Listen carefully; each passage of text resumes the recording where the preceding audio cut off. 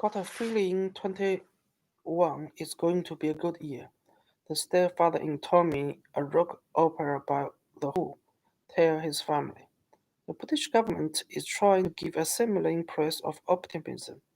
After years of post-Brexit transition and with a last-minute trade deal that staved off some of the worst effects of leaving the European Union, the new year offered the country a number of opportunities to cut a dash on the world stage, will take the presidency of G7 club of big rich democracies, allowing it not just to set the agenda for the group annual summit, also to invite Australia, India, and South Africa to come along. Invitation that might be groundwork for D10 of democracy. In November, the most important democratic event of the year, the COP26 climate conference will open in Glasgow. Within weeks, Boris Johnson, British Prime Minister, will visit India, where on January 26 he will be Prime Minister of Narendra Modi Guest of Honor for Republic Day. This visit will be part of a much-touted tour to the Indo-Pacific. Britain has opened discussion on joining the Comprehensive and Progressive Agreement for Trans-Pacific Partnership, free trade area of 11 countries. The Foreign Secretary Dominic Raab is pushing for it also to become a dialogue partner of Association of Southeast Asian Nations.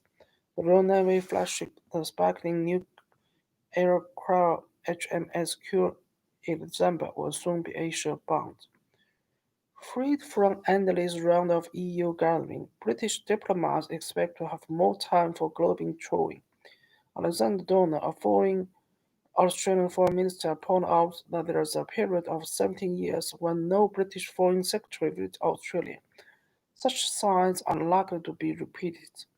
Over the years since Brexit, various neighbours moved, offering people in Hong Kong a path to British citizenship after China cracked down them. Sanctions on Bruce Rail, where the rest of Europe did. The rapid approval of COVID vaccine has shown that Britain can stand out. Exciting to see the British government make creative choices in the national security, says Carrier Skage of American Enterprise Institute, American think tank. A really important way to signal that Britain outside of the EU sees itself as a leader in national security and is willing to take the risk and the consequence of leading with its values. For all these tokens of real potential, though, there are serious impediments to the creation or recreation of global Britain, a project with which many of those who brought about Britain are in mounted. To leaving the EU, the country weakened its economic prospects since the COVID has hit it hard. The economy has a long-term problem too. Since 2005, Britain's firm's shares of world market capitalization has fallen from over 7% to 3%, a much greater slippage than any other large European economy. Over the same period, the shares of stock of global cross-border investment attributed to British headquartered multinationals have fallen from 10 to 6% as a big drop than for any other major economy. At the same time, the world is turning to an era of great power competition.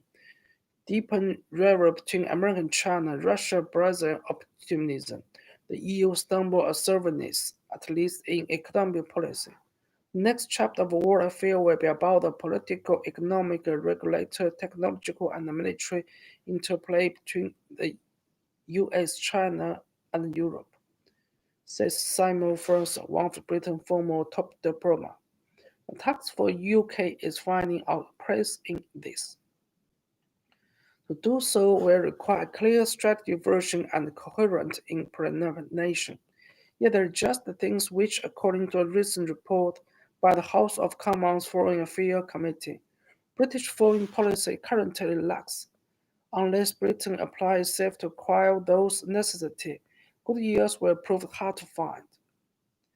It is easy to dismiss Britain's strengths, and many of its inhabitants delight in doing so.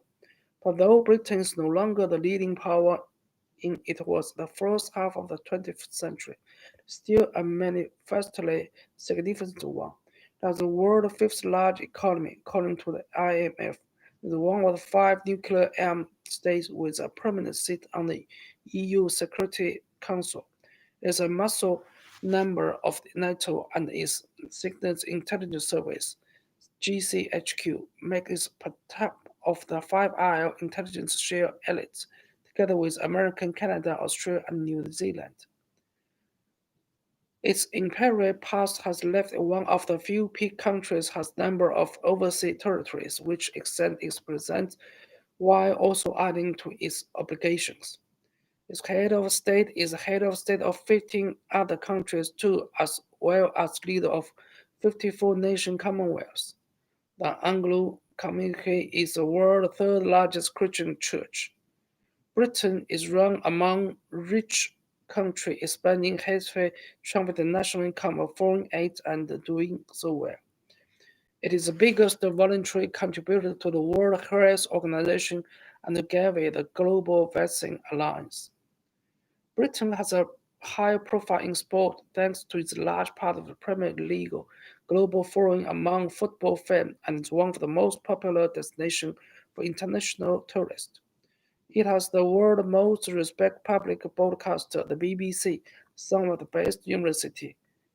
Through the British government, like many others, butchers its response to COVID-19. Its scientists have excelled themselves, as they do in many fields.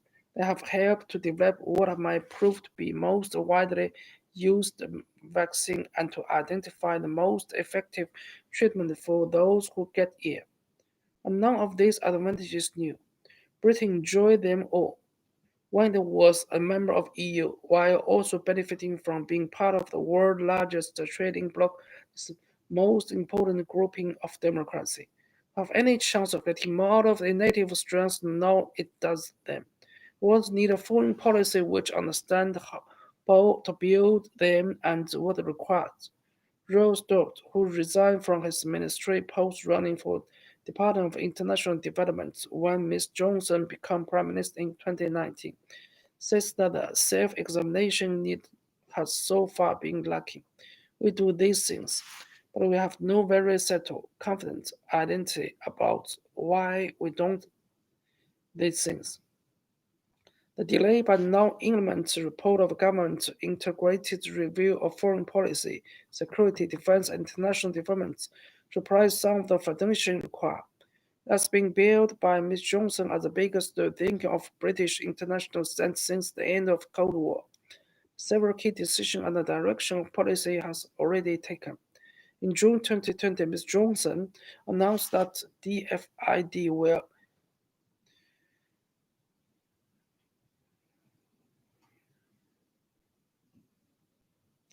tactic to the Indo-Pacific. Expected question how central thing is British policy and what the country can hope to achieve. That view the idea of Britain as anything other than a secondary player in Asia security as faithful. There also appear to be little public enthusiasm for it.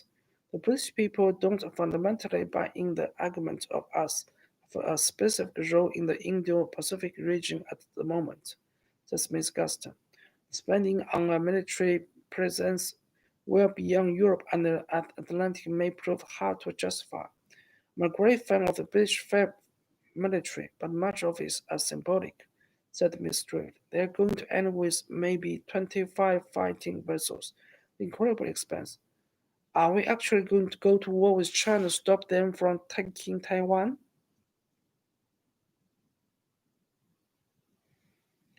The common thread is all these doubts in whether Britain is fundamentally serious in what its leader talk of achieving. Can prioritize a few areas and devote sufficient attention and resources to make a real difference? Can it find a way to develop a proper policy towards Europe? Until it does so, the suspicion will remain that there is too much symbolism and too little substance in its thinking on foreign policy. Britain accumulates assets in the game of national will not make for a failure to take the game seriously.